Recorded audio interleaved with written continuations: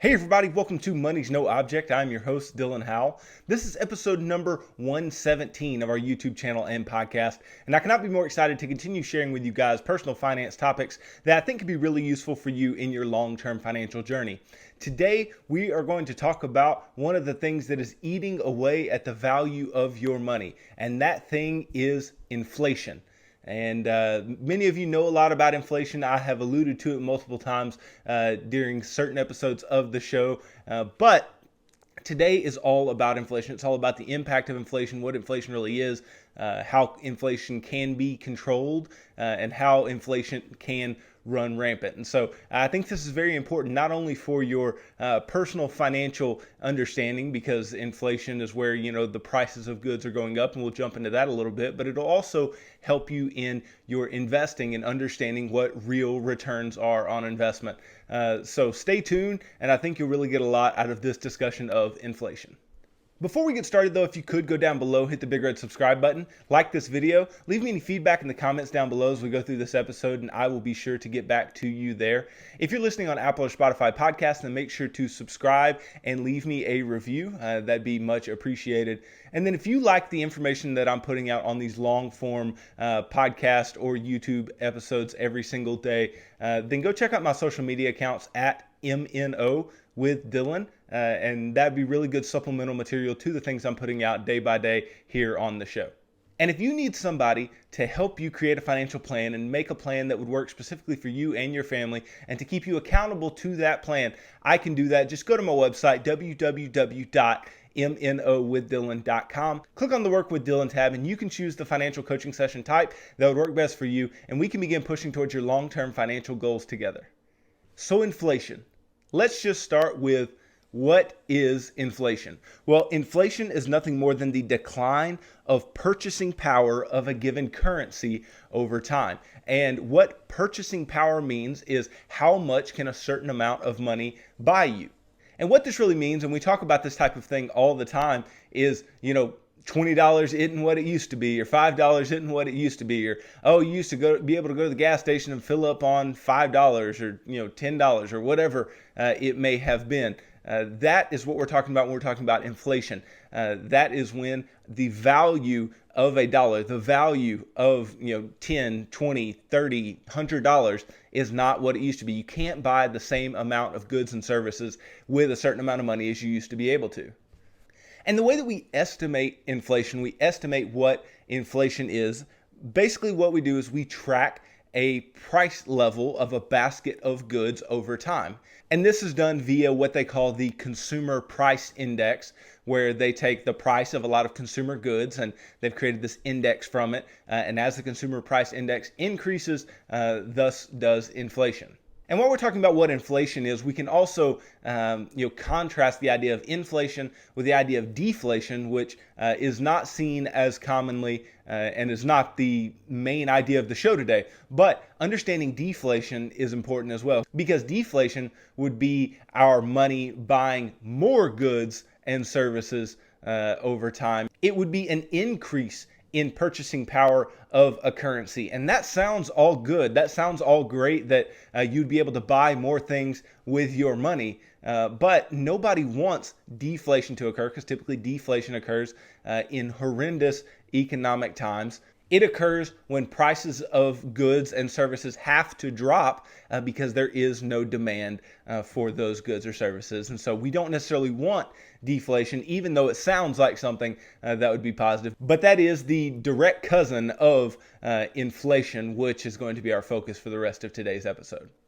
Now, when we go about setting up the consumer price index, when we go about looking at what goods and services we should use for a track on inflation, what is typically used is a large diversified set of goods and services. And, this includes things like commodities like food grains, metal, fuel, utilities like electricity and transportation, services like healthcare, entertainment, and labor, and then obviously the things that we purchase at the grocery store and things of the like. Those would all go into a calculation of inflation, the calculation of the consumer price index at any given time.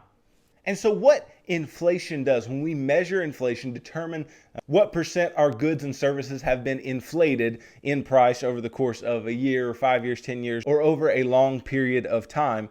What this is telling us nothing more than how much less can we purchase with the same amount of money, like I alluded to earlier. And this is our currency losing value. Our currency is losing value as we have more and more inflation. And what this loss of value does is it increases the cost of living for individuals in the United States. So what inflation does is it makes it more expensive to live. It makes it more expensive to operate as a human being. It makes it more expensive to go to the grocery store. It makes it more expensive to buy clothes. It makes it more expensive to go to the gas station or pay your electric bill or pay your rent or whatever it may be. Inflation is going to make it more expensive to do so. And that is why over time, inflation is why over time we simply see that things are more and more and more and more and more expensive because the currency is less valuable than it was previously, but we still have a way of balancing this out relative to other countries. And that is a real important thing because inflation in and of itself is, yes, the devaluing of a currency, but what you want to look at is our currency versus other currencies because the dollar over time has gotten weaker and or stronger at different points in time. And what they mean when they say weaker or stronger, it doesn't mean that inflation is negative when it's getting stronger. What it means is that inflation has been lower than the inflation of other countries. Therefore, the dollar has strengthened.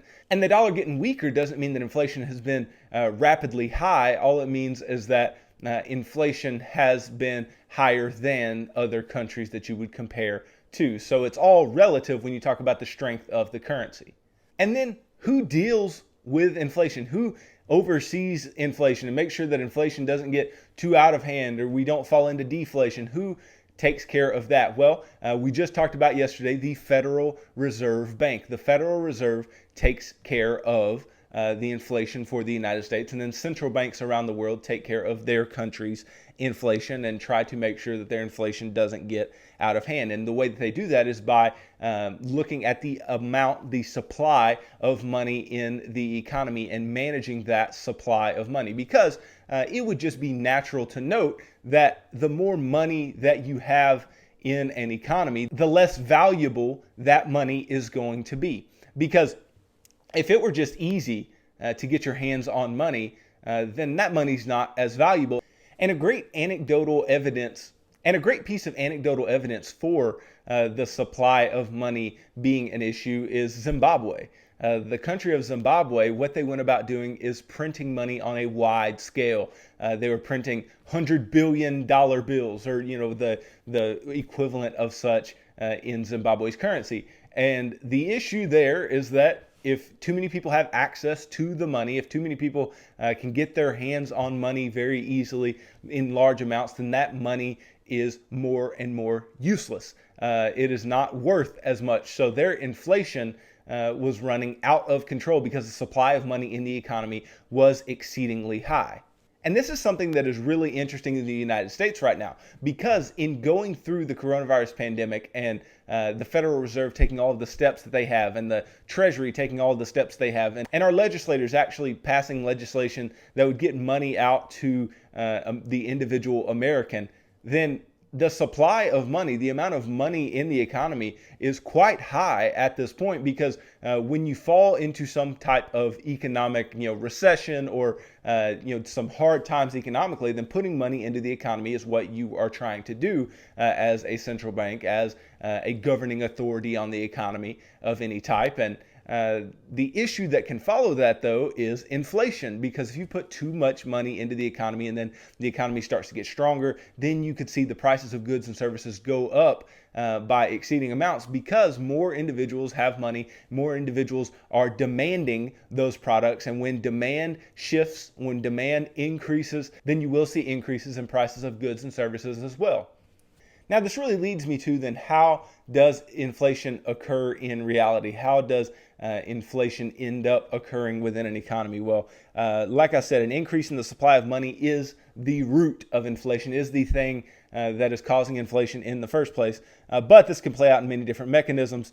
It can be increased by the monetary authorities, which is like the central bank, the Federal Reserve, things like that. And it can be done by printing or giving away more money to individuals. And that's what we have seen this year. That's how inflation can be spurred out of some type of economic weakness, in the fact that the central bank and the Treasury and the government is giving money to individuals. Demand pull inflation and cost push inflation. Those are the two major types that you would talk about. And so we'll start with demand pull inflation, which is nothing more than upward pressure on prices that follows a shortage of supply. And this would obviously make sense because if there is a lack of supply of some goods and services, then the prices of those goods and services would increase because it would cost more to get your hands on things that are very, very scarce. In which case you would begin to see increases in prices of goods and services, thus increases in inflation as well. And then you also see cost push inflation, which occurs when overall prices increase due to increases in the cost of wages and the cost of raw materials. Higher costs of production can increase the aggregate supply in the economy. And since demand for goods hasn't changed, the price increase from production are passed on to consumers, thus creating cost push inflation.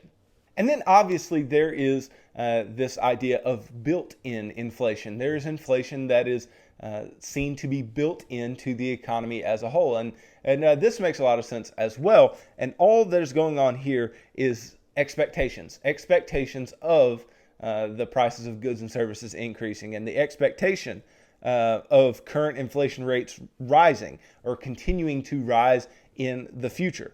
And as the prices of goods and services rise, workers and others come to expect that they will continue to rise, therefore having that built-in effect to where they will continue to rise. Because if you own a business and you know that other businesses in your industry are going to keep increasing their prices systematically, then why would you not do so as well if consumers are still willing to pay that amount for your goods or services?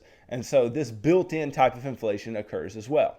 But overall, what we do see is that inflation can be impacted by many different types of occurrences, many different types of events occurring within an economy.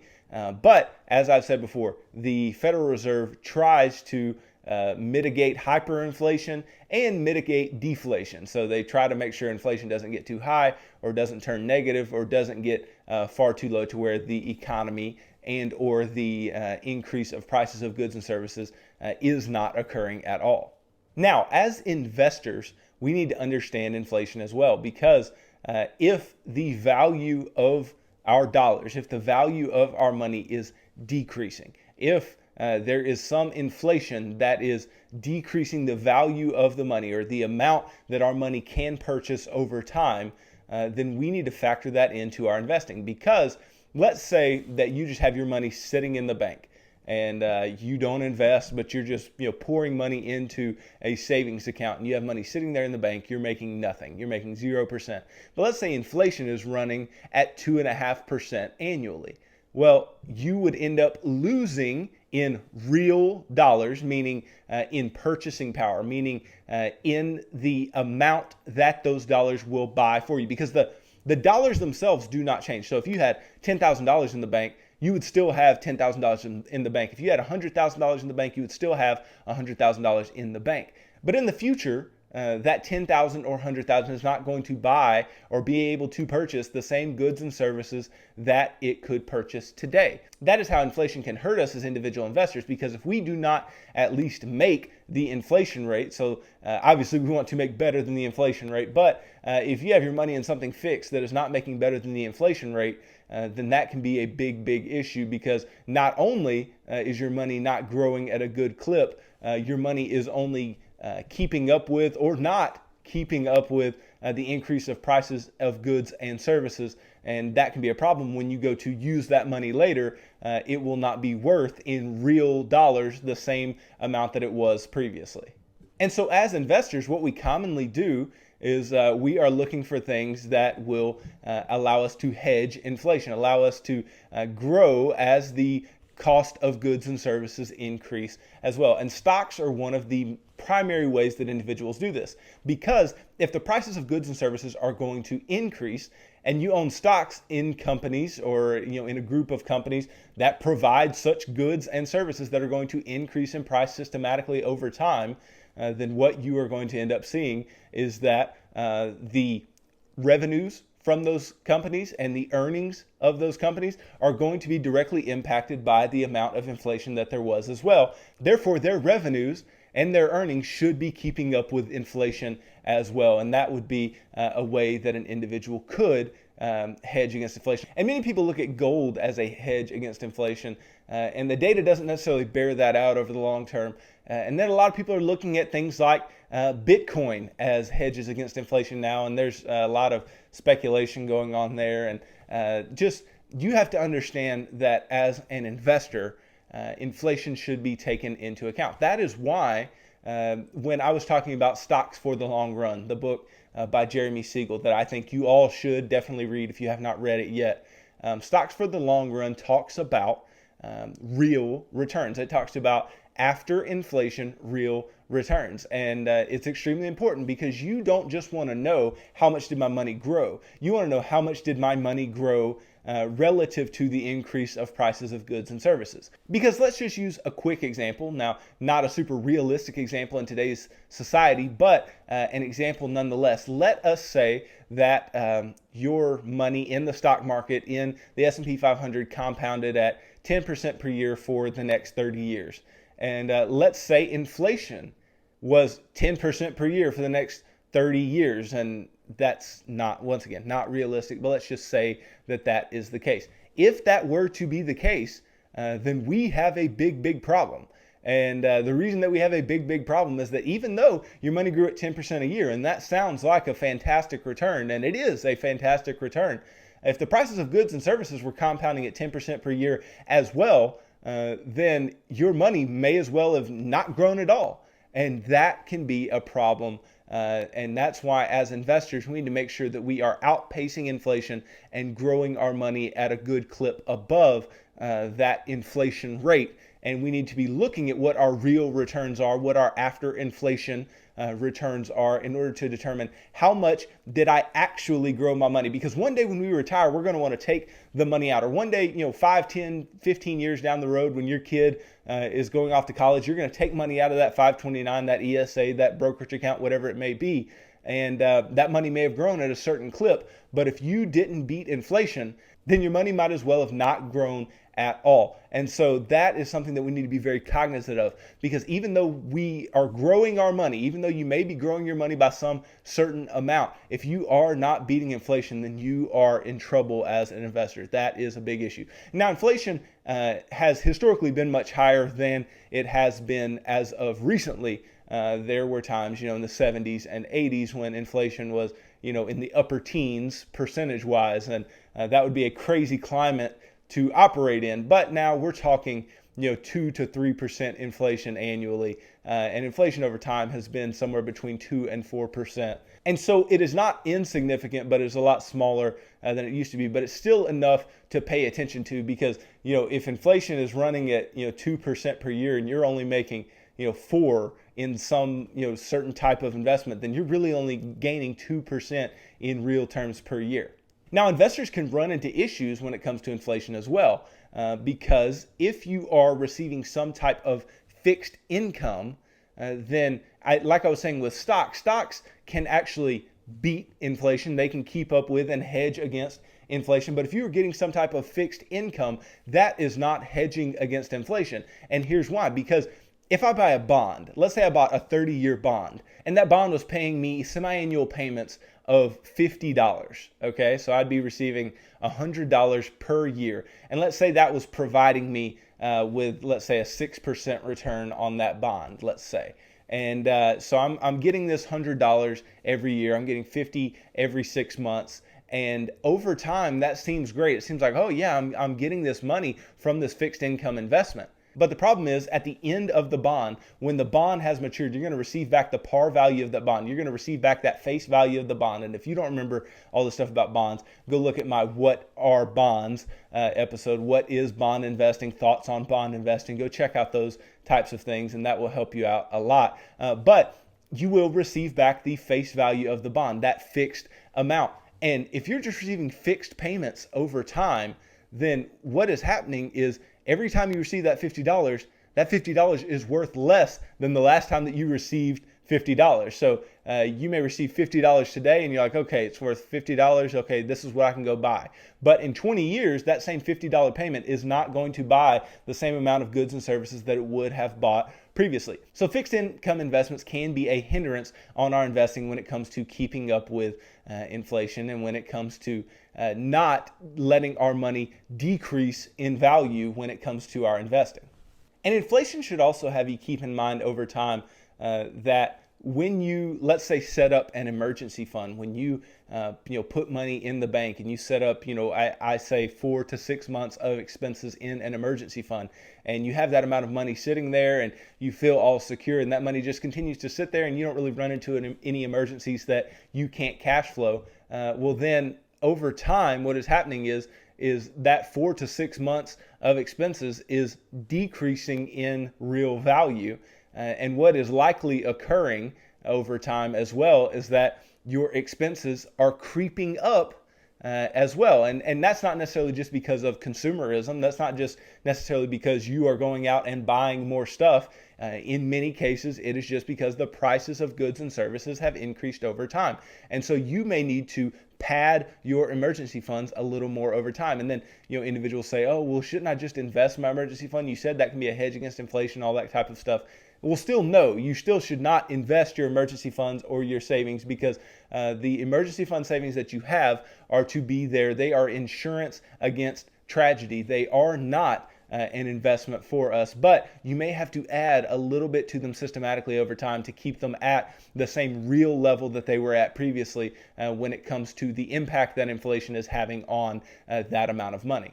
Some of you may be wondering, well, then why do they allow inflation to occur at all? If it's just going to eat away at the value of our money, why is it any type of good? Why do they look for some moderate level of inflation to continue to occur over time in order to grow the economy? Well, think about this.